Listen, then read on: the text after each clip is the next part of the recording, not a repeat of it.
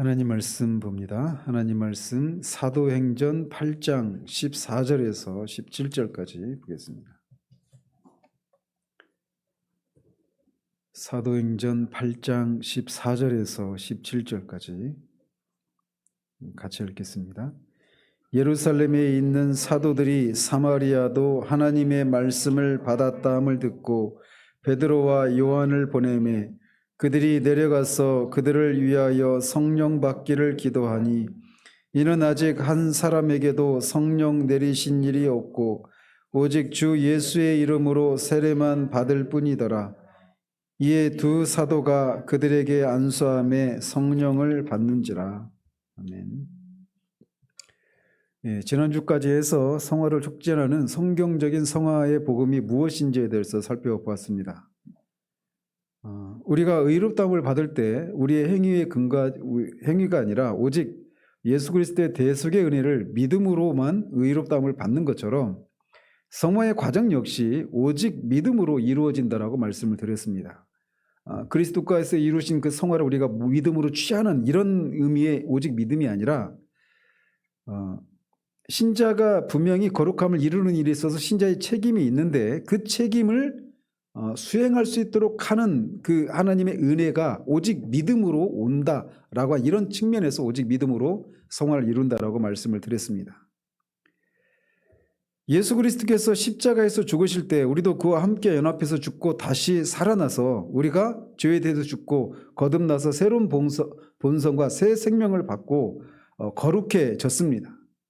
그 사실 그런 일이 일어나도록 하셨던 예수 그리스도의 은혜에 대한 믿음과 또 우리 안에 성령께서 내주하셔서 예수 안에서 일어난 이 결정적인 성화의 사실을 우리의 삶 속에 구체적으로 실현하신다라고 하는 성령의 은혜에 대한 절대적인 의존, 이 두 가지가 그리스도의 은혜에 대한 믿음, 성령 하나님의 이 역사를 의존하는 이 두 가지로 우리가 성화를 이룬다라고 말씀을 드렸어요. 그러면서 우리 안에 내주에 계시는 성령께서 어떻게 그렇게 우리로 하여금 죄를 이기고 거룩함을 이루는 이런 삶을 살도록 하시느냐? 그리스도 안에 나타난 하나님의 사랑을 우리 가운데 충만하게 부어주시는 것을 통해서 그 하나님의 사랑을 인해서 우리가 성화를 이룰 수 있도록 우리를 도우신다라고 말씀을 드렸습니다. 여러분들 중에 혹시 스티브 맥베이 목사님이 쓴 내게 찾아오시는 하나님의 은혜라고 하는 책을 읽어보신 분 계십니까? 저는 이 책을 언제 처음 접했냐면 2000년대 초반에 처음 접했습니다. 그리고 벌써 20년 전이죠. 그리고 최근에 지난달에도 다시 한번 이 책을 이렇게 읽었는데 스티브 맥베이 목사님은 이제 미국의 조지아주의 그 애틀랜타에 있는 한 교회를 섬기고 있는 목사님인데 그가 그 책에서 그의 삶과 사역을 획기적으로 변화시킨 어떤 은혜 체험을 소개를 합니다. 그래서 은혜의 복음에 대한 내용인데 그는 그 조지아주에 있는 그 애틀랜타에 있는 어떤 교회에 이제 목사로 청빙을 받아 가기까지 두 교회를 거치면서 굉장히 목회가 성공적으로 그렇게 목회를 하고 그리고 더 큰 그런 규모의 교회로 이렇게 청빙을 받아 갔었단 말이죠. 그런데 이제 거기서도 그 기존에 있었던 그런 목회 프로그램이나 어떤 열심을 가지고 거기서 이제 목회를 하기 시작했는데 오히려 1년쯤 지난 그 무렵에 교회가 더 침체되고 숫자적으로도 줄어들어가는 이런 그 상황을 맞이하게 됩니다. 그러면서 그가 이제 그때가 이제 17년 정도 된 그런 시점인데 목회 그 생활을 한 지가 이제 그리스도인이 된 지는 한 11년 더해서 한 28년 정도 되었을 때인데 그때 그가 이제 그런 17년 동안의 목회 생활 가운데 최악의 상황을 맞이하게 됩니다.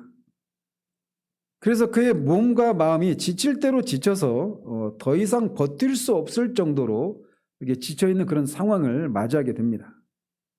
그러다가 이제 주일을 앞둔 토요일 날 이제 그 12시에서 한 2시 사이 정도, 그때 이제 그 책에 이 책을 쓰게 된 계기가 되는 어떤 은혜 체험을 하게 됩니다. 그러면서 이제 그날 밤에 그렇게 완전히 낙심하고 시리에 빠진 채로 막 흐느껴 울면서 하나님 앞에 이렇게 기도를 했다고 그래요. 주님, 이 종은 삶에서 승리하려고 노력하다가 지쳤고 목표에서 성공하려는 열심에도 지쳐 있습니다. 그러면서 그는 지금까지 자신이 중요하게 생각했던 이 모든 것들을 내려놓기로 결심을 합니다. 목표의 성공, 또 그로 인한 어떤 명성과 사람들의 인정, 이런 것들을 모두 내려놓기로 결심을 합니다. 그러면서 그날 밤에 그는 그의 삶과 사역에 획기적인 어떤 전환점을 이루는 은혜를 체험을 하고, 이렇게 그날의 은혜 체험을 이렇게 기록으로 남깁니다. 오늘 자정과 새벽 2시 사이에 하나님의 성령이 내 마음에 임하시어 나를 사로잡으셔서 구속의 일을 행하셨다. 자세한 내용을 기록하기엔 너무 개인적이고 신령한 것이지만 내게는 과거 18년 동안 일어났던 그 어떤 것과도 비교할 수 없는 하나님의 은혜에 대한 소중한 체험이었다. 그리고 나서 이 체험 이후에 그의 삶은 그 체험 전과 후가 완전히 달라집니다. 어떻게 달라지느냐? 간단하게 이렇게 표현할 수 있는 모습으로 바뀝니다. 실패의 삶에서 승리의 삶으로, 곤고하고 비참한 삶에서 풍성한 삶으로 전환되었다. 이렇게 표현할 수 있는 삶의 변화가 일어납니다. 그리고 다시는 옛생활로 돌이키는 일도 없었다라고 그 책에서 자신의 그 은혜 체험에 대한 얘기를 소개하고 있어요. 이 스티브 맥베이 목사님은 자신이 이렇게 새롭게 발견한 그리스도 안에서 안식하는 삶으로 독자들을 초청합니다. 어제도 이제 그 아버지 생신 때문에 고향 갔다가 이제 오고 가는 도중에 아내랑 그 교회가 이름 뭐죠? 선한 목자교회인가? 그 성남의 선한 목자교회 유기성 목사님에 대한 이 얘기를 이제 아내랑 주고 받았어요. 근데 이제 거기서 말하는 것과 교회를 같이 합니다. 똑같지는 않은데 어쨌든 우리가 그리스도와 연합을 이루고 우리 안에 성령님이 내주에 계시잖아요. 근데 이제 이 사실, 그리고 그것은 우리 옛사람이 죽고 우리가 새 사람이 되었단 말이죠. 근데 우리가 그리스도인의 삶을 살아가는 데 있어서, 그리고 그리스도의 이 사역을 감당하는 데 있어서 왜 자꾸 이렇게 실패를 하느냐? 내가 죽었다라고 하는 사실들을 망각하고 그리스도가 내 안에 사셔서 내가 하는 것이 아니라 그리스도가 그 일을 하게 하셔야 되는데 그렇지를 못하기 때문에 우리가 이렇게 개인적으로 죄를 이기는 이런 삶에서 실패를 하게 되고 그리스도의 사역을 감당하는 데 있어서도 그런 성공적인 열매를 맺히지 못한다라고 하는 것이 그분이 주장하는 내용이에요. 그렇죠? 근데 이런 비슷한 내용을 이제 얘기를 하는 사람들이 많습니다. 그리고 여러분들도 이런 얘기들을 간혹 듣기도 합니다. 그래서 맥베이 목사님의 이 책에서 말하는 것을 결국 이렇게 표현할 수가 있어요. 그리스도 안에서 안식하는 삶. 그리스도를 위해서 살려고 노력하지 말라. 당신이 그렇게 살려고 노력하면 할수록 당신은 반드시 실패할 것이다. 그런 노력은 항상 좌절과 실패를 가져온다. 하나님은 결코 그리스도인의 삶이 투쟁이 되도록 의도하지 않으셨다. 호흡하는 것과 같이 자연스럽게 그리스도인의 삶으로부터 성령이 흘러나와야만 한다. 하나님께서는 결코 당신에게 그리스도인의 삶을 살도록 의도하지 않았다. 그분이 당신을 통해 일하시도록 당신이 허용한다면 그분은 당신을 통해 자신의 삶을 사실 것이다. 자, 이런 얘기를 여러분이 들으셨을 때 이게 여러분에게 어떻게 들리십니까? 내가 지금 그리스도인의 삶을 사는 데 있어서 실패하는 원인은 내가 그 삶을 살려고 하기 때문이라는 거죠. 그리고 그 삶을 살려고 하는 데서 살려고 어쨌든 살아내려고 투쟁하고 그래서 막 그런 싸움이 있고 지치고 실패해서 오는 그런 좌절 이런 삶을 경험하고 있단 말이에요. 근데 그 원인이 뭐냐? 내가 그 일을 하려고 하니까 그렇다. 그러면 그게 하나님이 의도하신 것이냐? 아니다. 그럼 뭐냐? 하나님의 의도는 내가 아니라 나를 통해서 그리스도가 나를 통해서 사시는 것. 내가 사는 것이 아니라 그리스도가 사는 것. 갈라디아 2장 20절을 이제 그렇게 해석을 하는 거죠. 그래서 그리스도 안에서 이렇게 막 투쟁하고 실패로 인한 좌절과 낙심 이런 것이 아니라 그리스도가 나를 통해서 사시기 때문에 늘 그리스도가 나를 통해서 사신다면 늘 승리하겠죠. 그러니까 그리스도 안에서 그런 안식하는 삶이 있다라고 하는 이런 메시지를 들을 때 여러분에게 이 메시지가 이런 초청이 여러분에게 와 저거다 이렇게 들리십니까? 아니면 또 어떻게 다르게 들리시는지 제가 묻고 싶은 거예요. 많은 이 현대 교인들은 하나님을 섬기기 위해서 노력하다가 지쳐 있습니다. 사실 이제 이런 표현도 사실은 오늘날 한국교회 현실을 보면 하나님을 섬기기 위해서 노력하고 그러다가 실패했기 때문에 많이 지쳐있는 이런 사람들의 모습을 사실은 제가 볼 때는 그렇게 많이 찾아보기가 어려워요. 근데 어쨌든 그렇게 하나님 앞에 진지하게 하나님을 위해서 살고 싶어하는 사람들의 경우에 그렇게 노력하다가 지쳐있는 사람들이 많은 건 사실입니다. 그렇게 살려고 하는 사람들 중에는 말이죠. 따라서 그런 사람들에게 맥베이의 이 초청은 얼마나 기쁜 소식이겠습니까? 성화의 과정에서 지쳐있는 영혼들에게 어떤 새로운 돌파구가 확 열릴 것 같은 그런 희망을 안겨주는 그런 메시지란 말이에요. 바로 그 점 때문에 많은 사람들이 이런 어떤 돌파구를 찾고 있는 중에 있는 사람들에게는 이런 것들이 굉장히 크게 아주 매력적으로 다가오기 마련이겠죠. 그런데 이런 유의 메시지들이 스티브 맥베이 목사님이 처음으로 말을 한 게 아니에요.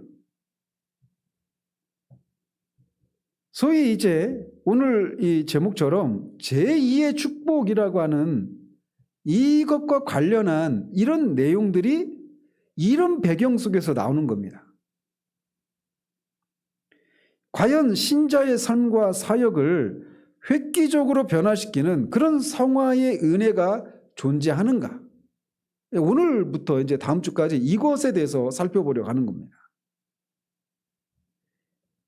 이런 것들을 소위 제2의 축복, 세컨드 블레싱 이렇게 영어로 이렇게 표현하는데 이런 제2의 축복이라고 하는 이런 것과 관련된 그 원리로 올라가 보면 존 웨슬레가 있습니다.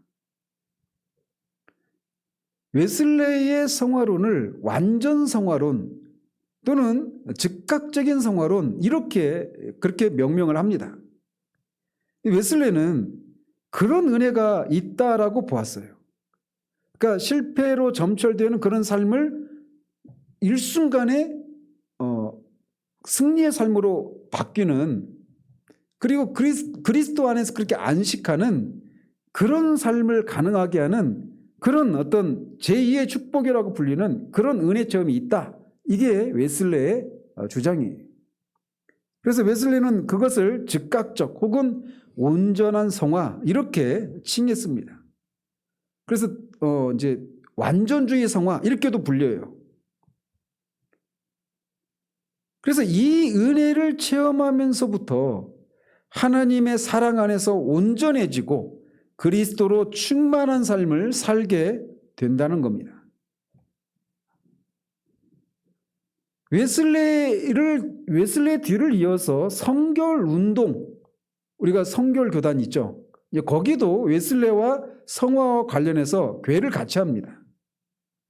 그래서 웨슬레와 성결 운동 그리고 그 이후에 그것에 이어서 일어난 더 풍성한 삶 운동 또는 이게 이제 더 풍성한 삶 이게 higher life 더 높은 수준의 삶 또는 deeper life movement 이렇게 얘기합니다. 더 깊은 생명의 운동 이런 것들을 이제 더 풍성한 삶 운동 이렇게 명명을 하죠.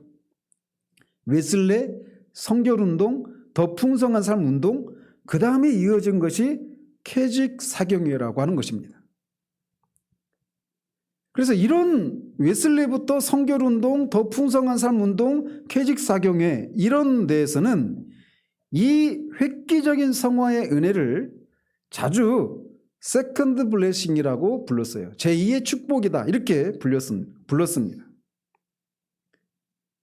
그래서 캐직 사경회를 주도했던 F.B. 마이어 또 앤드류 머레이 제가 겸손이라는 책 소개했죠. 그 책의 저자가 앤드류 머레이예요. 이분도 이제 캐직 사경회에 연결되어 있는 분이란 말이에요. 또 R.A. 토레이 그 R.A. 토레이는 우리나라 그 대천덕 신부님 있죠. 예수원 돌아가셨죠. 그분하고 무슨 관계예요. R.A. 토레이도. 또 그런 가르침을 전한 D.L. 무디 또 토저 목사님과 같은 그 교단에 있었던 A.B. 심슨 그러니까 알버트 심슨으로 제가 알고 있어요. 그리고 A.J. 고든 또 모울 주교 이런 분들을 통해서 이런 성화론이 그동안 많은 사람들을 매료시켜 왔습니다. 앤드류 머레이의 나를 허물고 주님을 세우는 삶 이것도 같은 맥락의 그 책 제목이죠. 벌써 이제 그 책 제목이 뭘 말하는지 알겠죠. 아까 유기성 목사님 책 제목이 뭐였죠? 있죠. 나는 죽고 예수가 사는 삶. 그죠? 그 책 제목이. 로마서를 이제 그렇게 정리를 해요. 근데 이제 똑같은 말을 해도 그 말이 의미하는 것은 다를 수 있습니다. 그래서 똑같은 말을 쓴다고 해서 모든 사람을 다 배격하거나 아니면 그 사람은 나와 같은 얘기를 해 이렇게 받아들여서는 안 돼요. 어떤 전제를 깔고 그 용어를 쓰고 있는지를 볼 필요가 있는 거예요. 근데 그리고 이분들이 그 남긴 그런 경건서적을 통해서도 우리에게 많은 영향을 지금도 끼치고 있습니다. 저도 앤드류 머레이를 90년대 후반쯤에 이제 보기 시작했어요. 그러니까 항상 어떻게 보느냐면 그리스도인의 삶을 살다가 더 온전한 삶을 살기를 원하는 마음이 있는데 그렇게 되지 않는 상황 가운데서 이런 분들의 책을 읽을 때 와 이거다 이렇게 되는 거예요. 근데 그들은 그 은혜 체험을 다양하게 이렇게 부르기도 하는데 이렇게 부릅니다. 자아가 죽는 체험. 아까도 말씀드렸죠. 내가 그 주님의 일을 우리가 살려고 하는 삶과 어떤 일을 내가 하려고 하니까 실패한단 말이에요. 그러면 그 실패 원인은 뭐예요? 나잖아요. 자아. 그러니까 거기서 그 실패를 극복하려면 내가 죽어야 돼요. 그래서 이제 자아가 죽는 체험. 그런 것이 가능한 은혜 체험을 자아가 죽는 체험 이렇게 명명을 하는 거예요. 어떤 의미에서 그렇게 붙이는지 아시겠죠? 또 로마서 7장에서 8장으로 넘어가는 체험. 그러니까 로마서 7장에서는 오라 나는 곤관자로다. 내 마음속에서는 하나님의 법을 따라서 살고 싶은 마음이 있는데 그렇게 하면 또 다시 나를 사망의 법 아래로 살아라고 하는 그 무엇을 또 보는 거예요. 그러면서 살고 싶은데 살지 못하는 그런 상황에서 이게 갈등하면서 오라 나는 곤관자로다. 이 사망의 몸에서 누가 나를 건져내랴 라고 탄식하는 이 7장 거기에서 8장으로 넘어가는 그 은혜 체험 이거를 세컨드 블레싱 이렇게 부른단 말이에요. 그래서 그 은혜 체험을 로마서 7장에서 8장으로 넘어가는 체험 이렇게 명명하기도 해요. 나중에 이제 다 살필 겁니다. 상세히. 그리고 육적인 삶에서 영적인 삶으로 전환하는 체험 이런 식으로 묘사하기도 합니다.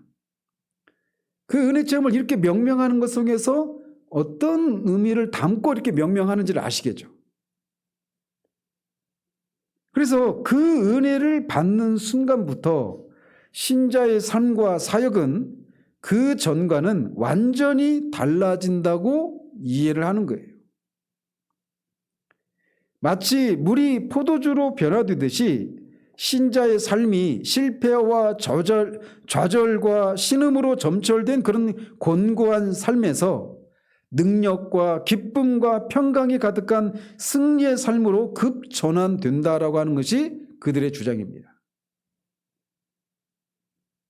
간혹 이 세컨드 블레싱, 이 제2의 축복을 성령 세례 혹은 성령 충만 이렇게 부르기도 합니다.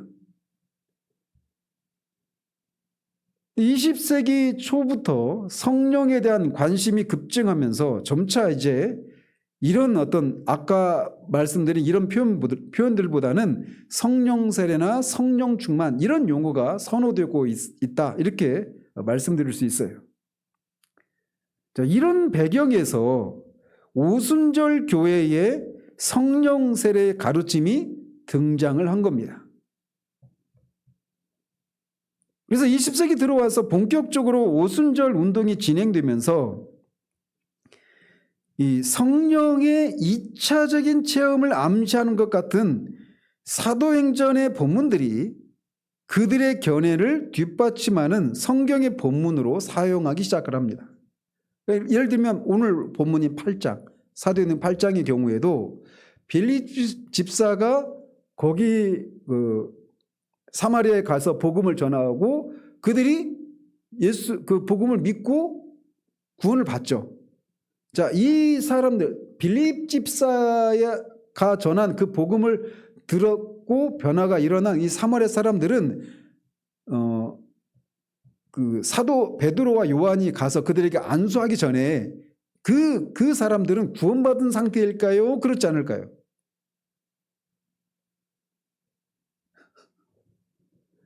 뭐라고 말하기가 그렇죠.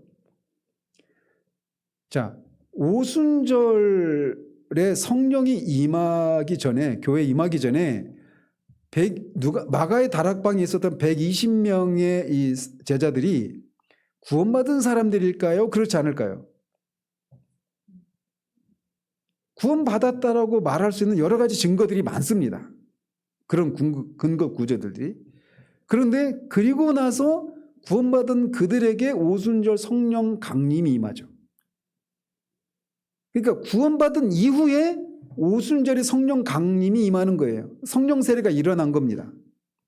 그러니까 이 패턴, 로마서 사도행전 8장도 빌립 집사의 이 복음 전파를 통해서 구원받았어요. 그리스도인이 됐는데 베드로와 요한이 와서 안수를 하니까 비로소 그때 성령 세례가 임한. 그러니까 오순절에서 말하는 성령 세례는 이미 예수 그리스도를 믿어서 구원받은 사람이 2차적으로 받는 성령의 은혜, 이거를 그들은 성령 세례 있게 말을 하는 거예요. 근데 8장도 그렇게 보이잖아요. 구원받은 후에 성령 세례를 받는 이 패턴. 그리고 뒤에 19장에 가면 사도 바울이 에베소에 있는 그 제자들을 만납니다. 그들에게 너희들이 믿을 때 성령을 받았느냐 이렇게 물으니까 그들이 뭐라고 그래요? 우리는 성령에 대해서 들은 적도 없다. 그렇게 하니까 사도가 이제 예수 그리스도에 대한 복음을 전하고 그들에게 안수하니까 또 그들에게 성령이 임하죠. 오순절에 임했던 그 성령과 똑같이. 이 패턴, 같은 패턴이 반복되죠. 그래서 그리스도인이 된 다음에 추가적으로 성령 세례를 받는 거예요. 그래서 세컨드 블레싱이라고 하는 이것은 그리스도인이 된 후에 추가적으로 획기적으로 받는 은혜로 그 은혜가 있기 전과 후는 실패와 좌절과 낙심의 그 삶에서 육적인 그런 그리스도인의 상태에서 로마서 7장의 상태에서 자아가 여전히 팔팔 살아있는 그런 상태를 그런 신앙생활을 하다가 결국 실패를 반복하던 삶에서 어떤 성령 세례를 획기적인 성령의 체험을 통해서 승리의 삶을 사는 8장의 상태를 사는 이런 체험을 이제 그 세컨드 블레싱이다. 제2의 축복이다. 이렇게 말을 한다라는 거예요. 그리고 그것을 입증하는 근거 구절들이 말씀드린 것처럼 오늘 본문이나 뭐 19장이나 이런 것이다. 이렇게 얘기를 한다는 것이죠.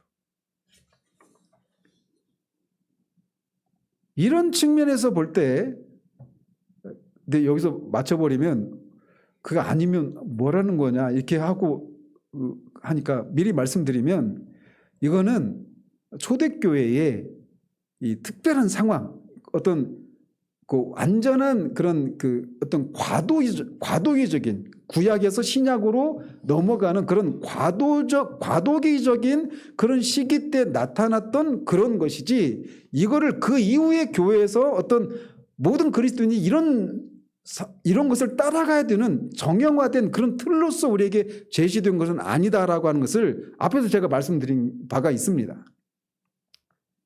자, 이런 측면에서 볼 때 오순절 성령 세례의 가르침은 20세기 와서야 등장한 새로운 교리가 아니라 그 기원이 앞에 말씀드린 웨슬레, 성결운동, 캐직사경회 여기로 거슬러 올라가요.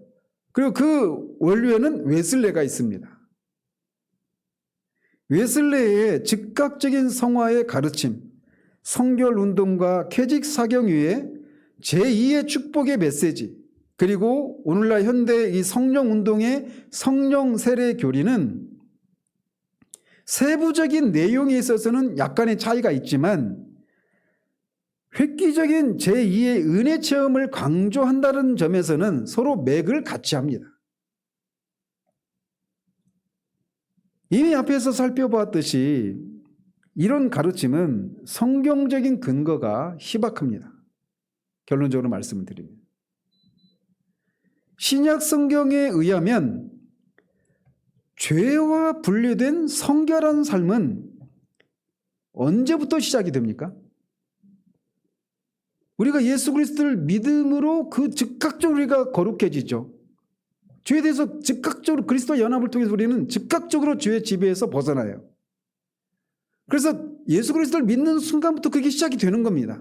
그러니까 세컨드 블레싱, 이 제2의 축복을 받을 때까지 죄를 이기고 승리하는 이 삶이 유보되는 것이 아니란 말이에요. 예수를 처음 믿을 때부터 죄와 분리된 성결한 삶은 시작이 됩니다. 신자가 믿음으로 그리스도와 연합할 때 죄에 대해서 죽고 새 사람으로 부활하는 결정적인 성화, 지난주에 말씀드렸죠. 결정적인 성화가 일어나며 동시에 성령으로 인도함을 받는 특권이 주어지는 겁니다. 따라서 성경이 제시한 정상적인 성화의 삶은 예수 그리스도를 믿을 때부터 성령으로 충만해서 죄와 결별된 거룩한 삶을 사는 것입니다. 근데 문제는 이런 가르침을 못 받아서 문제이고 이거를 우리가 몰라서 그러는 것이지, 이런 삶을, 그러니까 죄와 결별된 성화의 삶, 그리고 성령으로 충만해서 그것들을 이기는, 죄를 이기는 이 삶이 우리가 구원받은 이후에 뭐 수년, 뭐 십수년 그런 실패 삶을 반복한 후에 어떤 획기적인 은혜 체험을 받은 후에서야 비로소 가능한 것이 아니라는 거예요. 물론 그거를 경험적으로 그런 방식으로 경험할 수는 있지만 이게 그렇게 되어 있어서 그런 것은 아니라는 겁니다. 이 차이는 아시겠죠?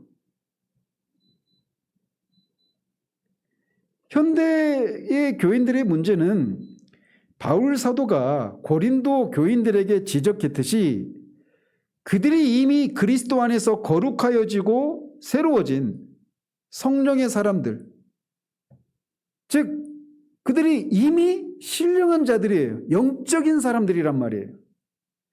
그런데도 자신들의 변화된 실제와 본분대로 살지 않고 영적으로 방황하고 있다는 점이라는 거죠. 그래서 제가 벌써 몇 주 전에 얘기를 했죠.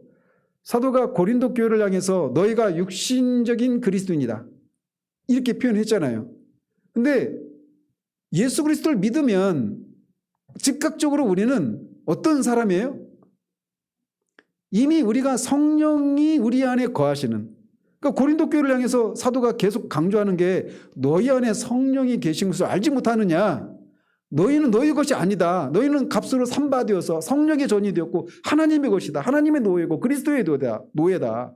성령님이 우리 안에 계시다라는 거예요. 성령이 우리 안에 계시는 그 사람은 다 영적인 사람입니다.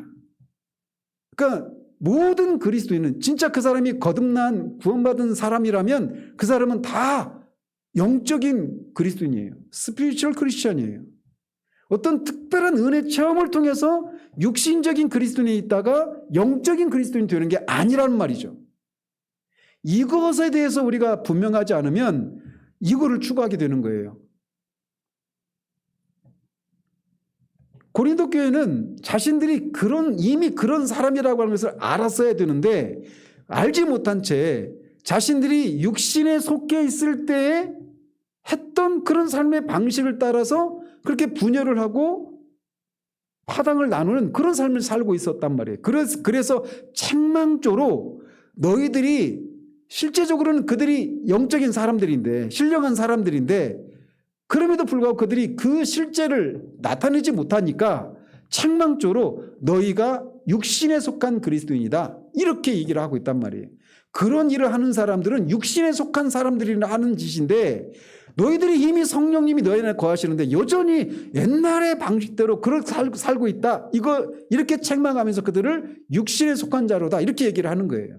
근데 그것이 마치 그리스도인은 육신에 속한 육적인 그리스도인이 있고 어떤 은혜 체험을 통해서 영적인 그리스도인이 되는 게 아니란 말입니다.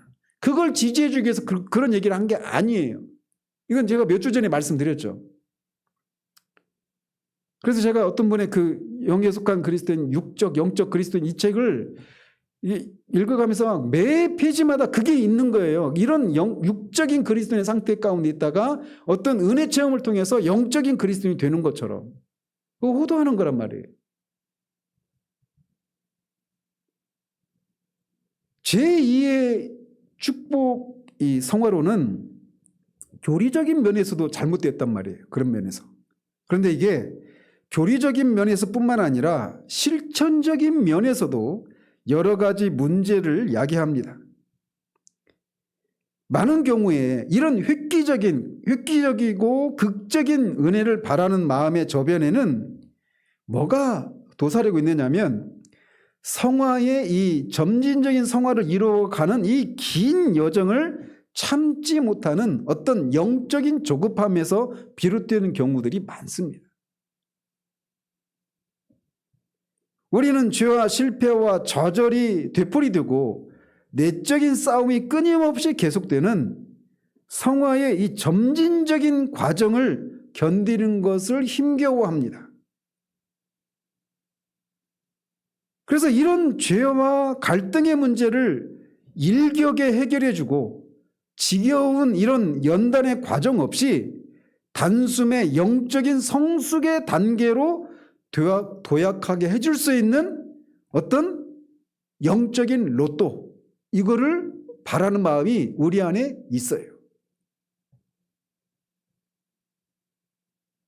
우리 안에는 이런 영적인 이런 횡재를 바라는 요행심이 들어가 보면 그게 도사리고 있는 거예요.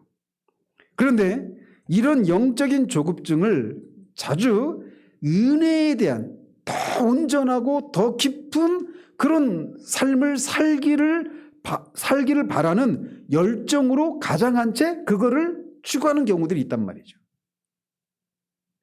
물론 제가 말씀드린 것처럼 모든 이런 것을 기대하는 사람들이 다 그렇다 이렇게 말할 수는 없어요. 분명히 그런 갈망이 있으니까 그래서 추구할 수도 있긴 해요.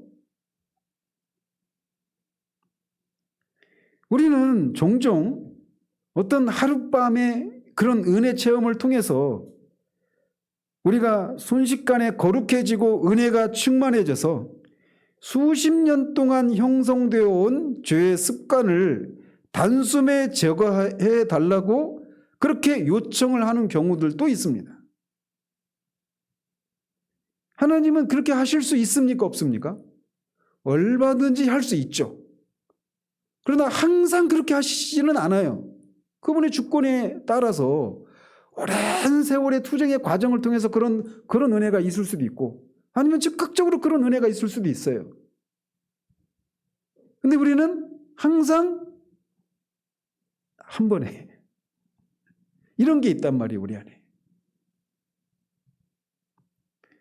그렇지만 이것은 거룩함을 간절히 추구하는 것 같지만 사실은 우리 자신이 스스로 초래한 이런 죄의 결과에 대해서 교묘한 방식으로 하나님을 원망하는, 비난하는 그런 것과 같다. 이렇게 말할 수 있어요. 왜요? 하나님이 은혜를 안 주셔서 내가 지금 이렇게밖에 살지 못하고 있다. 이렇게 얘기가 돌아가는 거죠. 한 번의 획기적인 순종과 헌신으로 우리의 죄와 실패가 끝장나는 것이 아닙니다. 웃죠? 우리 안에 다 그게 있단 말이에요. 그 어떤 은혜 체험도 과거의 죄와 완전히 결별된 삶을 살게 하지 못합니다. 근데 우리는 이런 책을 읽으면 이런 은혜를 체험한 사람들이 다시는 과거의 어떤 죄와 싸우고 씨름하고 이런 것이 없는 것처럼 생각해요. 그죠? 근데 그렇지 않다니까요. 뒤에서 이제 말씀드리겠지만 이 완전 성화를 주장했던 웨슬레가 마지막에 가서는 칼빈이 옳았다. 이렇게 갑니다. 자신 안에서도 보는 겁니다. 이게 그럼 이렇게 살아야 되나? 이렇게 생각하는데 그렇지 않아요. 미리 어떤 결론을 내지 마십시오. 그래서 어떤 은혜 체험도 과거의 죄와 완전히 결별되는 삶을 살게 하지 못해요. 그래서 섰다고 생각하는 자는 넘어질까 조심하라고 하잖아요. 그러므로 큰 은혜를 받은 후에 자신의 삶이 다시는 전과 같지 않다라고 하는 이 간증은 자칫 잘못 들으면 듣는 사람들에게 비현실적인, 실제적이지 않은 그런 그릇된 기대감을 심어줄 수 있어요. 그리고 이런 것을 간증하는 사람은 또 어떤 위험에 노출될까요? 외식이 나오는 겁니다. 위선적인. 아픈데 나 안 아파. 이렇게 되는 거죠. 그래서 공동체적으로 이렇게 하면은 공동체 전체가 다 그렇게 다 외식합니다. 공동체 전체가 다 만면에 웃음을 짓고 아무런 갈등도 씨름도 없이 그냥 도사들의 모임입니다. 나중에 이제 말씀드리겠지만 이 그리스도가 내 안에 사신다. 그래서 내가 아닌 나를 통해서 그리스도가 사시고 나는 뒤로 물러가 있는 이게 유기성 목사 이분이나 이런 분들이 주장하는 것들이거든요. 근데 그거는 제가 볼 때는 기독교가 아니에요. 이 선불교입니다. 선불교. 왜 그런지는 제가 말씀드릴게요. 뒤에 가서. 맥베이 목사님과 그와 같은 은혜 체험을 했다라고 하는 사람들의 증언을 우리가 평가절하할 필요는 없습니다. 분명히 그는 귀한 은혜 체험을 한 것은 맞아요. 그 은혜 체험을 통해서. 또 그런 식의 극적인 변화가 얼마든지 일어날 수 있어요. 그래서 그런 건 없어 하면서 원천 차단할 필요 없습니다. 하나님이 주권적으로 얼마든지 이렇게도 하시고 저렇게도 하실 수 있는 거예요. 그렇지만 그런 것들이 모든 교인들이 따라가야 하는 어떤 정형화된 순서나 영적인 질서 이렇게 생각해서는 안 된다라는 겁니다. 사실 그런 은혜를 체험한 사람들은 그렇게 많지 않습니다. 이런 어떤 획기적인 은혜라고 말하는. 이게 그냥 모든 사람들이 경험한 것이라면 그런 책들이 많이 팔릴까요? 그 사람들이 막 거기에 막 그렇게 환호를 할까요? 소수의 선택된 그런 사람들에게 하사된 특별한 은총을 그런 은총을 그렇게 소수의 선택된 사람들만 이런 특별한 은총을 자랑할 수 있는 특권을 누리는 것이 현실입니다. 나머지 무수히 많은 이런 은혜를 누리지 못하는 사람들, 즉 그런 특혜의 대상이 되지 못한 사람들은 할 말을 않고 있는 거예요. 그러니까 어때요? 성공 사례만이 알려지는 거죠. 그러니까 뭐 이것도 마찬가지로 신유의 경우에도 마찬가지예요. 신유의 은사를 통해서 병이 나았다라고 하는 이런 간증들이 많잖아요. 저도 옛날에 여러분 연식이 있으신 분들은 현신의 권사님 혹시 들어보셨어요? 저 옛날에 저희 어머니가 어디 집회에 갔다가 책을 사오셨더라고요. 제가 어렸을 때. 아니 책이 한 이 정도 두꺼운 책인데 그거 제가 다 읽어봤습니다. 다 병 낫는 체험이에요. 근데 병 나은 사람들의 간증만 들으면 다 병 나은 것 같죠. 근데 병 낫지 못한 사람이 훨씬 많아요.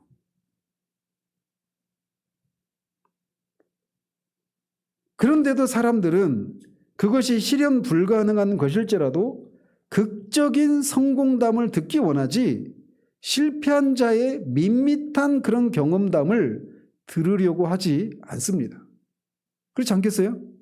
교회에서 어떤 간증자로 세웠는데 그냥 뭐 특별할 것도 없는 그런 사람 세워서 간증하겠어요? 저 얘기 나도 하겠다. 이렇게 하면서 들을 것 아니겠어요?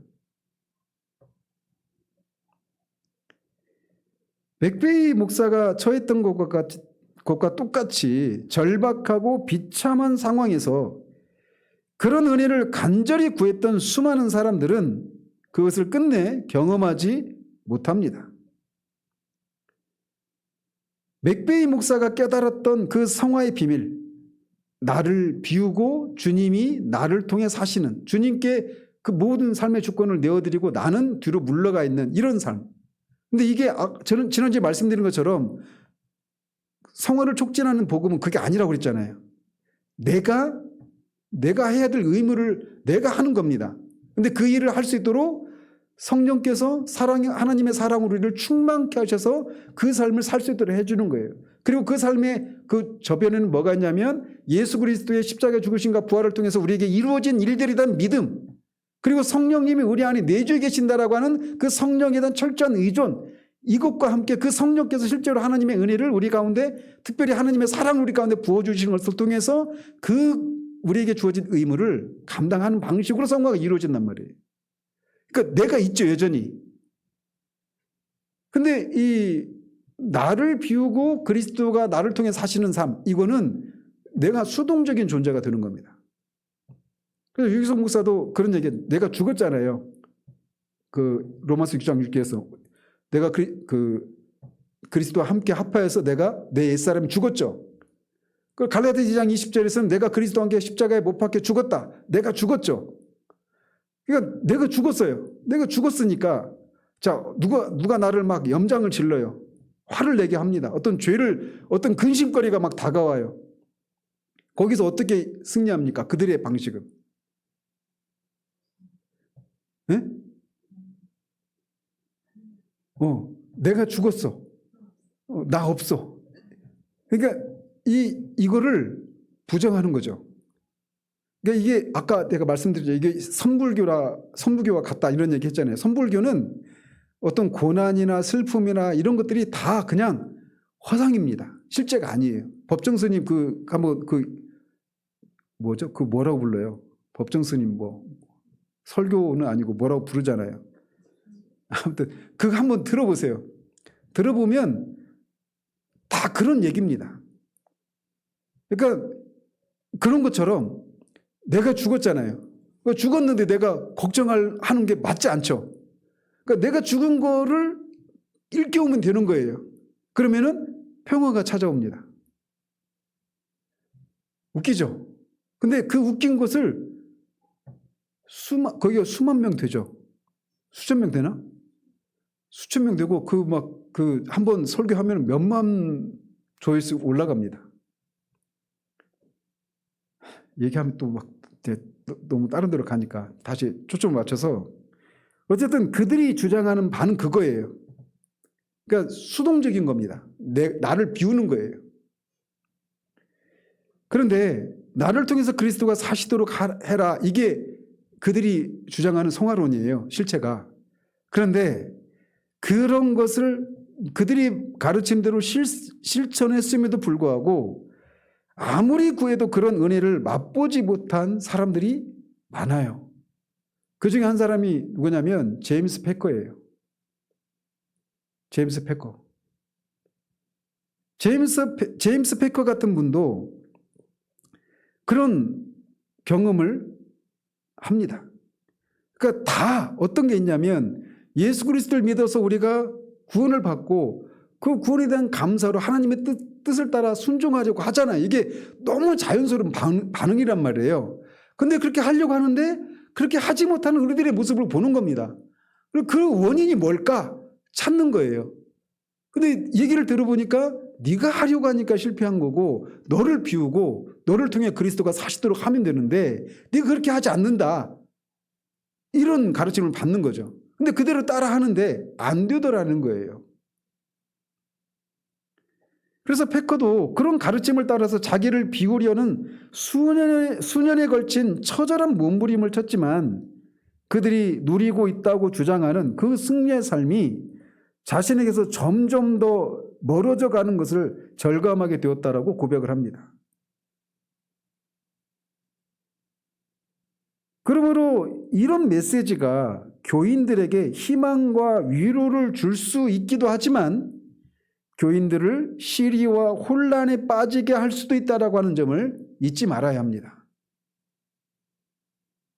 상한 감정의 치유를 썼던 데이빗 시멘스는 이런 가르침이 내적 치유의 과정에 심각한 폐해를 끼친다라고 하는 점을 이렇게 지적을 합니다. 저는 내적 치유에 대해서 저는 동의하는 입장은 아닙니다. 근데 이제 그가 한 말이 이제 옳기 때문에 인용을 하는 거예요.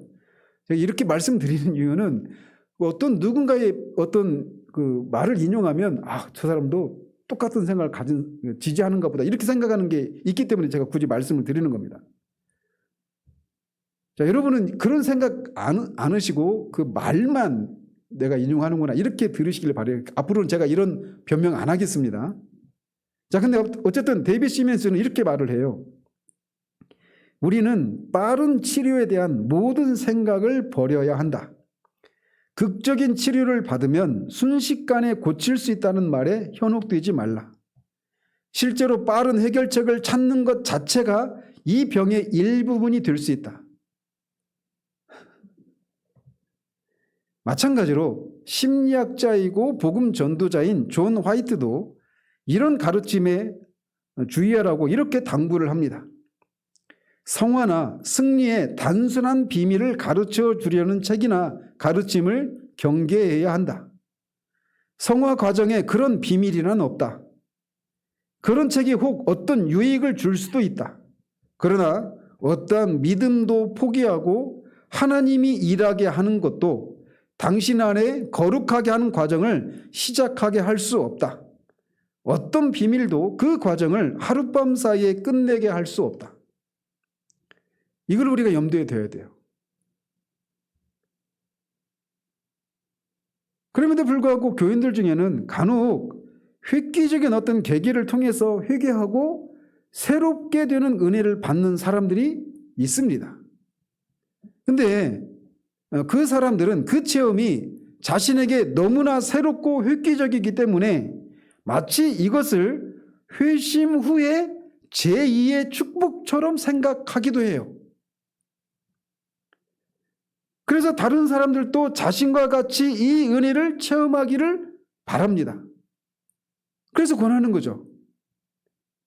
그런데 그런 선한 의도에도 불구하고 그들은 자신의 특별한 경험을 다른 모든 사람들도 모두 따라야 할 어떤 정형화된 패턴으로 인식하는 그런 오류를 범하곤 하는 거예요. 그렇지만 회심 후에 제2의 축복이라고 하는 이 구도 속에 모든 신자들의 체험을 회귀라하는 것은 은혜 체험의 다양성을 무시하는 겁니다. 그리고 결국 이 은혜를 주시는 하나님의 주권을 우리가 회귀라시키려고 하는 시도일 수도 있는 거예요. 어떤 이 사람에게는 회심이 가장 획기적인 전환점인 반면 다른 사람은 회심 후에 새로운 헌신과 회개를 통한 극적인 변화를 체험하기도 합니다. 그래서 우리 영혼은 여러 차례에 걸친 어떤 위기를 통해서 자라가는 겁니다. 그럼 여러분 삶을 보십시오. 우리가 신자의 삶이 아니라 하더라도 우리 일생을 살아가다 보면 어때요? 우리 삶이 막 획기적이고 어떤 위기적이고 드라마틱한 극적인 이런 삶의 연속은 아니죠. 거의 대부분 그냥 밋밋합니다. 이번 주 한 주 동안 뭐 특별한 일이 있었어요? 거의 없단 말이에요. 근데 늘 하던 일 하고 늘 그냥 우리가 하던 대로 삽니다. 근데 어떤 삶의 순간에 어떤 위기가 찾아오기도 하죠. 그 위기를 항상 어떤 그 고난 막 이렇게만 생각할 건 아니에요. 어쨌든 일상적이지 않은 어떤 그런 것이 찾아올 수 있단 말이에요. 그런 것을 우리가 직면하고 극복해 가는 과정을 통해서 우리가 그것이 없었으면 내가 누구인지도 아는 지식에 있어서도 우리가 몰랐을 우리 자신, 그리고 우리가 몰랐었던 은혜를 새롭게 경험해서 그것이 계기가 돼서 그 일이 있기 전과 후가 뭔가 좀 달라지는 이런 것이 있을 수 있죠. 그래서 우리의 삶은 이렇게 여러 차례의 획기적인 그런 위기나 여러 차례에 걸친 위기를 통해서 자라가는 겁니다. 따라서 성화의 과정에서 제2의 축복을 주장하는 이 사람들이 말하는 것처럼 제2의 축복이라고 부를 만한 이런 것들이 단 한 번만이 아니라 여러 번 반복될 수도 있는 거예요. 근데 저는 돌아보면요. 저는 95년 7월 이 무렵부터 이제 회심이 시작됐다 이렇게 생각돼요. 로이드 존스를 통해서. 그리고 그런 은혜를 경험하고 나서 구영모님 지금 토저하고 계시죠. 제가 96년쯤에 토저를 처음 만났습니다. 책을 통해서. 1년 남짓 흐른 후에죠. 그러면서 로이드 존스를 만났을 때도 완전히 그야말로 충격이었어요. 저한테는. 그리고 나서 토저를 만났을 때도 또 제가 충격을 받았습니다. 내가 구원받은 사람 맞나 싶은 생각이 들 정도에. 그리고 98년, 99년 이 무렵에 셰퍼를 만납니다. 책을 통해서. 셰퍼를 만나고 그때 주변 사람들한테 얘기했던 게 내가 하나님을 알기나 하나? 알고나 있었나? 이런 얘기를 했었어요. 왜냐하면 책을 통해서 그분을 만났을 때 내가 지금까지 그런 생각을 할 정도로 너무나 놀라운 지평이 확 열렸거든요. 근데 그 뒤로도 마찬가지예요. 그 뒤로도 제가 2003년, 4년 무렵에 김홍전 박사님이라고 있습니다. 근데 그분 책을 만나고 그때 여의를 날 때인데 2004년에 났거든요, 여의가.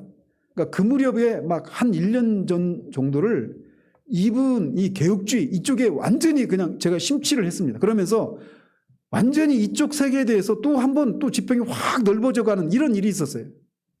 근데 그런 일이 있을 때마다 어떤 게 있느냐면 제 지평이 넓어지면서 이전에 내가 정말 그리스도인이 맞나 싶은 이런 생각이 들 정도로 어떤 그런 획기적인 은혜 체험이 있었단 말이에요. 최근에도 그랬습니다. 돌아보면.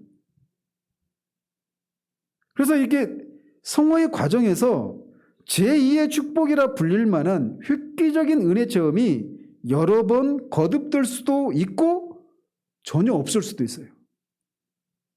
이래서는 안 되지만. 또한 다양한 형태의 극적인 은혜 체험들과 점진적인 성숙이 공존하기도 하는 겁니다. 따라서 은혜 체험의 다양성에 대한 균형 잡힌 이해가 필요한 겁니다. 그래서 이 2차 은혜에 대한 반대로 모든 획기적인 은혜 체험의 가능성까지 부인해버리는 것은 또 바람직하지 않아요. 성화가 진행되는 점진적인 과정에는 위기적이고 극적인 성격을 띤 특별한 체험도 있을 수 있다라고 하는 것을 우리가 기억을 해야 됩니다. 그런데 항상 그런 방식으로 우리가 그렇게 성숙한 그리스도인, 영적인 그리스도인, 로마서 7장에서 8장의 그리스도인이 되는 이런 것을 정형화해서 얘기를 해서는 안 된다는 거죠. 윌리엄 제임스는 그의 종교체험 분석에서, 그러니까 다양한 종교체험에 대한 책인데, 그 종교체험 분석에서 삶을 변화시킨 체험은 자주 갑자기 일어났다고 주장을 합니다. 이 사람이 여러 사람들의 종교체험들을 분석을 해보니까 그렇다라는 거죠. 또 스펄전 목사님도 그의 설교에서 죄인들을 즉각적이면서도 획기적으로 변화시키는 복음의 은혜를 줄기차게 강조를 합니다. 그런 즉각적인 구원과 변화의 체험에서 우리를 새롭게 하시는 하나님의 은혜와 능력의 부요함이 가장 극명하게 드러난다고 본 것이에요. 어떤 경우에는 2차 은혜, 2차 축복을 말하는 사람들은 점진적인 은혜가 지속되다가 갑자기 딱 그렇게 획기적으로 은혜를 경험하잖아요. 그런데 반대 경우도 있더라는 거죠. 어떤 경우에는 극적인 은혜 체험이 있은 후에야 점진적이고 정상적인 성숙이 가능한 이런 사례도 있어요. 로저스라고 하는 분이 지적했듯이 우리가 성령님께 우리의 모든 것을 굴복시킬 때 중대한 하나의 고비가 되는 경험이 있다. 그러나 그 고비가 되는 사건 뒤에는 진보가 따릅니다. 많은 교인들은 성령 안에서 역동적인 그런 성화가 진행될 수 있는 그런 기본 절차를 밟지 않습니다. 성령이 그들을 주관하고 인도할 수 있도록 죄와 결별하고 성령께 굴복하지 않아요. 그들은 성령을 거스르고 살기에 점진적으로 성화되기보다는 오히려 점점 더 퇴화되어 가고 심지어는 강팍해져 가는 모습을 봅니다. 그래서 박영규 교수는 이렇게 얘기를 해요. 현대 교회에서는 과거 이스라엘 백성들이 광야에서 그랬듯이 영적인 불모지에서 끝없이 맴도는 이들이 많다. 이렇게 얘기를 합니다. 그런 사람들에게 점진적인 성화의 권면은 그런 상황 가운데 있는 사람들에게는 그런 점진적인 성화의 권면이 통하지를 않는다라고 얘기해요. 그들은 자라기보다는 계속 정체되어 있고 심지어는 거꾸로 자라고 있다는 말이 더 맞을 것이기 때문에 그런 사람들에게는 점진적인 성화의 권면보다는 획기적인 각성과 돌이킴의 은혜가 필요해 보인다라고 말합니다. 그래서 이 특별한 은혜는 영적인 방황과 병적인 미성숙의 상태를 종식시키고 동시에 그들이 정상적인 성숙의 과정으로 진입하도록 그런 계기를 마련해 준다라는 거죠. 그런 면에서는 획기적인 은혜에 대한 갈망과 추구, 이것이 필요한 시대가 우리 시대가 아닌가 이런 생각을 해보는 거예요. 부흥의 시기에 항상 그렇게 임하잖아요. 부흥이. 그러므로 이런 극적인 은혜는 점진적인 성숙을 필요 없게 하는 것이 아니라 오히려 진정한 성숙을 촉발시키는 겁니다. 이런 은혜 체험하면 더 이상 난 싸움도 필요 없고 어떤 죄와 싸우고 이런 것도 필요 없이 그냥 신령한 그리스도인이 되는 이런 게 아니란 말이에요. 이것이 하나님께서 종종 타락한 자기 백성을 회복해 주시는 방법입니다. 그래서 선지자들은 하나님께서 이스라엘 백성들을 타락한 이스라엘 백성들을 하나님이 책망하시고 그들이 심판을 받을 것이다 이렇게 얘기하신 후에 그들에 대해서 항상 칭의의 복음을 항상 전한다고 그랬죠. 회복의 복음을. 그러면서 그들을 회복하실 때 그들의 영적인 상태가 마치 삭막했던 광야가 화초가 만발한 물된 동산으로 급전환하는 것처럼 갖게 될 것이라고 예언을 합니다. 예를 들면 이사야서 41장 18절 19절 이렇게 되어 있어요. 내가 헐벗은 산에 강을 내며 골짜기 가운데 샘이 나게 하며 광야가 못이 되게 하며 마른 땅이 샘 근원이 되게 할 것이며 내가 광야에는 백향목과 시띠나무와 화석류와 들감람나무를 심고 사막에는 잣나무와 소나무와 황양목을 함께 둘 것이다. 예레미야 31장 12절에 그들이 와서 시온의 높은 곳에서 찬송하며 여호와의 복 곧 곡식과 새 포도주와 기름과 어린 양의 떼와 소의 떼를 얻고 크게 기뻐하리라. 그 심령은 물된 동산 같겠고 다시는 근심이 없으리로다 할지어다. 그래서 이렇게 영적인 황무지와 같은 그런 곳에 은혜의 소낙비가 쏟아지면 그곳에 어느새 황량했던 광야에 꽃들이 만개하게 되고 이렇게 동산으로 아름다운 동산으로 바뀌게 됩니다. 이런 급격한 은혜가 임하는 것을 통해 오랜 세월의 불모의 시절이 막이 내리고 영적인 풍요의 시대가 도래합니다. 비록 이런 회복의 은혜가 징계와 오랜 기다림의 과정을 뒤따르는 것이지만 기다림에 지친 긴 포로 생활이 종료되고 해방의 기쁨을 만끽할 때가 오듯이 우리의 상황이 급전환되는 은총의 순간이 옵니다. 그래서 그런 것을 시편 126편 1절에서는 여호와께서 시온의 포로를 돌리실 때 우리가 꿈꾸는 것 같도다라고 하는 이런 특별한 은혜를 주시기도 하는 거예요. 그래서 이렇게 영적으로 아주 강팍해지고 불모지와 같은 그런 상황 가운데 있을 때는 잔잔한 비가 내리는 방식으로 그 동산이 그 광야가 물된 동산같이 되는 그런 일은 일어나기가 쉽지가 않아요. 그래서 은혜의 소낙비가 부어지는 일이 필요하단 말이죠. 그런 의미에서 획기적인 은혜가 그렇게 임할 수 있단 말이에요. 이런 비상한 은혜 없이 우리의 고질적인 불순종과 불신앙의 문제는 근본적으로 해결되지 않습니다. 우리는 결코 영적인 침체의 늪에서 빠져나오지 못하고 죄와 실패의 악순환에서 헤어나오지 못할 것입니다. 오직 하나님의 주권적인 이 쏟아 부어주시는 획기적인 은혜만이 그런 상황 가운데 있는 우리를 새 출발을 가능하게 해주십니다. 부흥이 항상 이런 때에 임하는 거예요. 영적으로 가장 피폐하고 불모지와 같은 그런 상황 가운데 있을 때 부흥과 회복은 하나님의 주권적인 은혜로부터 시작을 합니다.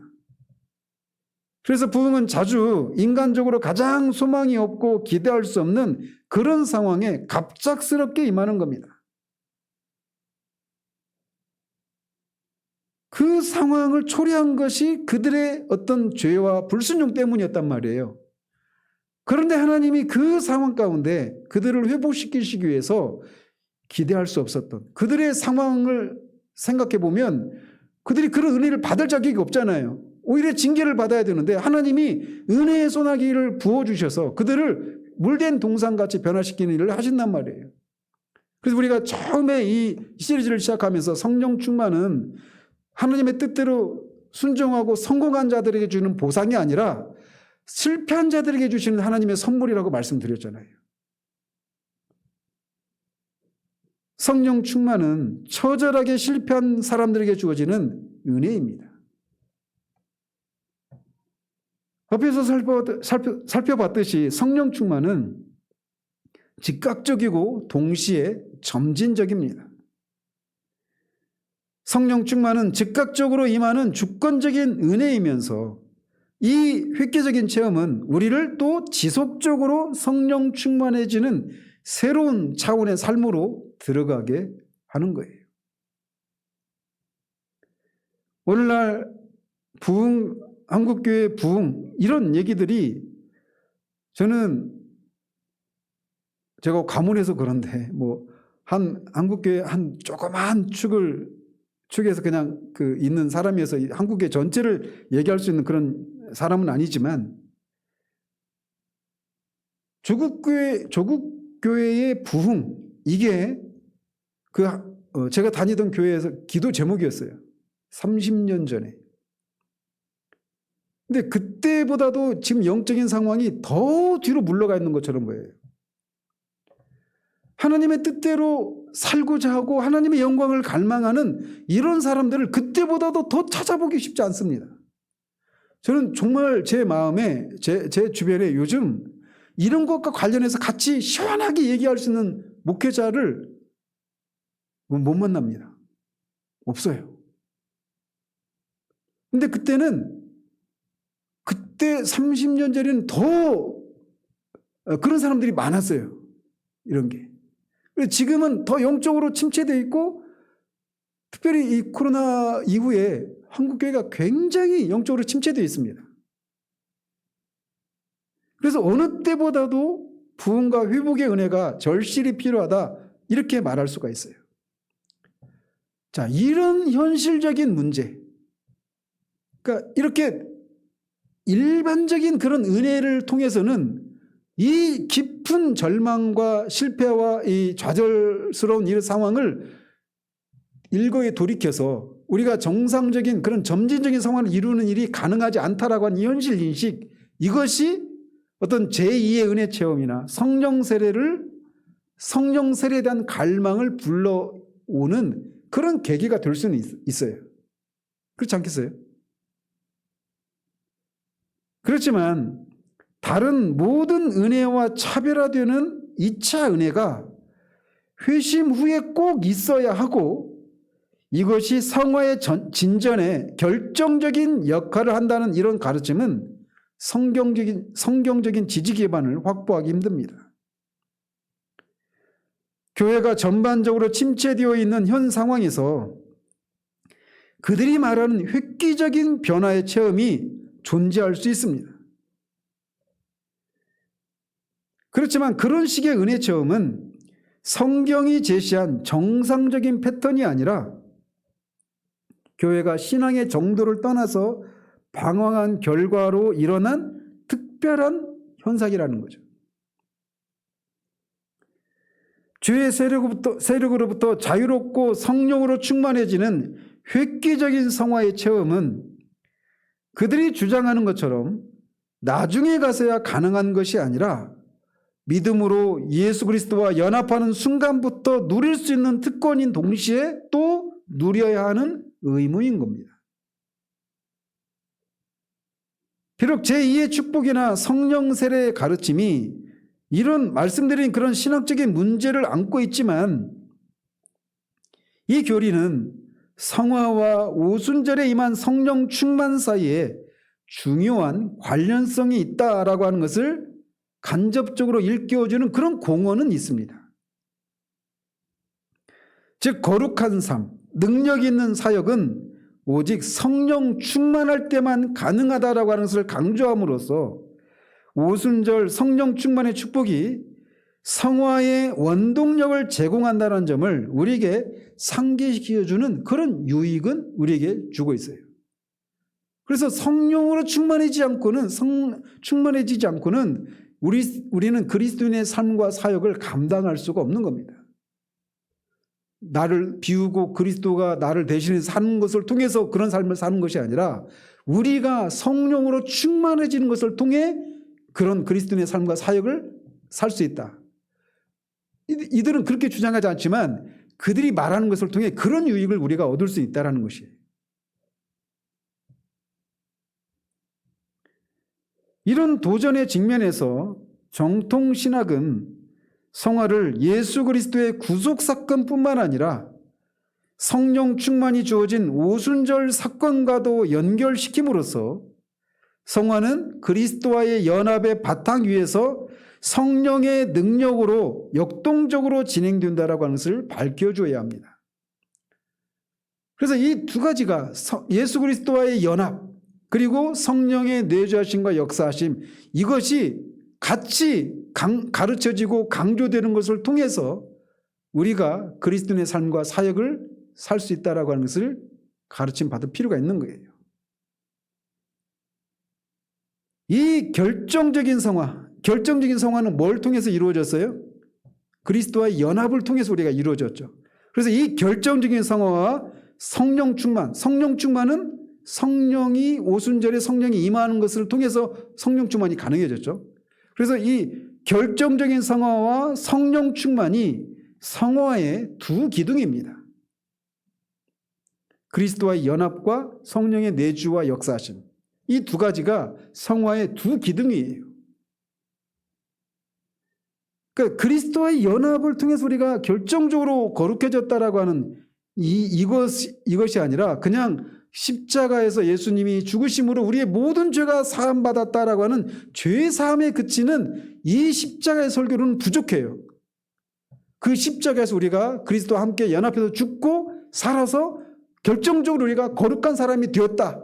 그뿐만 아니라 우리가 다시 살아서 성령이 우리 안에 내주하심으로 말미암아 그 성령의 능력을 힘입어서 우리가 거룩한 삶을 살 수 있다라고 하는 이 두 가지가 같이 가르쳐져야 돼요. 그래서 십자가의 복음도 죄 사함을 가능하게 해준 대속의 사건으로서의 십자가의 죽으심만을 언급할 것이 아니라 그것과 함께 우리가 그리스도와 함께 십자가에서 죽고 살았다라고 하는 이 십자가의 온전한 십자가의 복음, 이게 같이 전해져야 돼요. 그것과 함께 성령의 내주와 역사하심, 이것이 같이 언급되어야 한단 말이죠. 이 두 가지가 성화의 두 기둥이에요. 예수 그리스도 안에서 결정적으로 성화된 새 사람은 오직 성령 안에서만 존재하며 제 기능을 발휘합니다.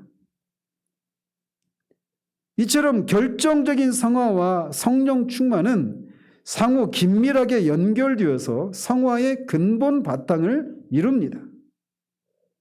우리는 이 바탕으로 다시 돌이켜야 돼요. 성화를 이루기 위해서는 이 바탕으로 돌이켜야 한단 말이죠. 오늘날 교회는 그리스도 안에서 결정적으로 죄에서 해방되고 거룩하게 된 자신의 새로운 실제를 알지 못한 채 성령을 거슬러 사는 교인들이 많습니다. 이미 우리가 죄에 대해서 죽었는데, 그래서 죄 가운데 거하는 것은 가능하지 않은 일인데 여전히 그런 상태 가운데 있는 거예요. 내가 예수 그리스도 믿어 죄 사함을 받았으니 내가 어떻게 살아도 된다라고 하는 듯한 이런 무율법주의적인 생각을 가진 사람들이 오늘날 많아요. 따라서 그런 사람들에게 그들이 자신의 새로운 정체성에 눈뜨도록 성화의 복음을 바르게 전해야 합니다. 믿음으로 그리스도와 연합할 때 죄에 대해서 죽고 새 사람으로 부활하는 획기적인 성화와 함께 성령 충만의 특권이 그들에게 주어졌다라고 하는 이 사실을 그들이 깨닫도록 해줘야 돼요. 그리고 오랫동안 성령을 근심케 한 삶에서 돌이켜서 거룩하게 된 자의 본분대로 살도록 인도해야 합니다. 그럴 때 우리 교회에 성령 충만이 회복이 될 것입니다. 다음 주에는 이것에 의해서 각종 성화론에 대해서 웨슬레 얘기했죠. 웨슬레뿐만 아니라 그 뒤에 이어지는 사람들의 이런 성화론을 통해서 우리가 성령 거룩한 삶을 이루는데, 성령 충만함으로 거룩한 삶을 이루는 데 있어서 바른 그런 성경적인 성화론이 무엇인가에 대해서 우리가 살피는 것을 통해 우리가 이 거룩함, 오전에도 말씀드렸잖아요. 우리가 예수 그리스도를 우리가 정말 구원받은 사람이라면 항상 우리에게 전해진 교훈의 본을 우리가 지적으로 동의하는 것에서 그치는 것이 아니라 그것을 마음으로 순종하는 것을 통해 죄사함과 성화의 이 교훈의 본에 순종하는, 그래서 거룩함을 이루는 이 삶이 반드시 따라 나온다고 말씀드리지 않았어요? 그것이 가능하게 하는 성화론, 이것에 대한 분명한 이해를 다음 주에는 한번 살펴보도록 하겠습니다. 기도하도록 하겠습니다. 하나님 아버지, 정말 우리가 너무나 가난한 시대를 살아가고 그런 시대 속에서 정상적인 그리스도인의 모습이 무엇인가에 대해서 우리가 제대로 된 그런 기준들을 실제적으로 제시받지 못하는 듯한 이런 현실 속에서 그 현실을 타개하기 위해서 구원받은 신자가 획기적으로 이 실패의 삶을 극복하고 승리하는 그 삶을 살아가는, 그래서 더 이상 우리가 죄에 대해서 싸우고 갈등하고 투쟁하는 것이 없이 그리스도 안에서 안식을 누릴 수 있는 그런 은혜, 제2의 축복을 받아야 된다라고 하는 이런 가르침들이 난무하고 있는, 다양한 형태로 난무하고 있는 시대를 우리가 살아가고 있습니다. 하나님, 그런 속에서 성경적으로 제2의 축복이 교리적으로나 실천적인 면에서 지지를 받지 못한다라고 하는 내용들, 그럼에도 불구하고 우리가 살고 있는 이 시대의 영적인 불모자와 같은 이 침체의 시기에 획기적인 은혜가 우리 가운데 필요하고, 그 은혜를 인해서 우리가 점진적으로 성화를 이루는 데 있어서 이루어가는 일이, 그런 은혜가 필요하다는 사실들을 우리가 살펴보았습니다. 하나님, 우리의 눈을 열어주시고 정말 우리가 하나님 우리에게 그리스도와의 연합을 통해 또 성령의 충만함을 통해 이 성화를 이룰 수 있는 것이 가능하다라고 말씀하신 이 내용을 실제로 알고 우리의 삶을 통해 그것을 드러내고 실증하는 그런 삶을 살아내는 그런 우리들 될 수 있도록 도와주시기를 원합니다. 우리를 하나님 진리를 더 분명하고 더 밝히 드러내 주셔서 이 삶을 살아내고 또 그 안에서 자유함을 누리는 우리들 될 수 있도록 도와주시기를 원합니다. 예수 그리스도 이름으로 기도합니다. 아멘.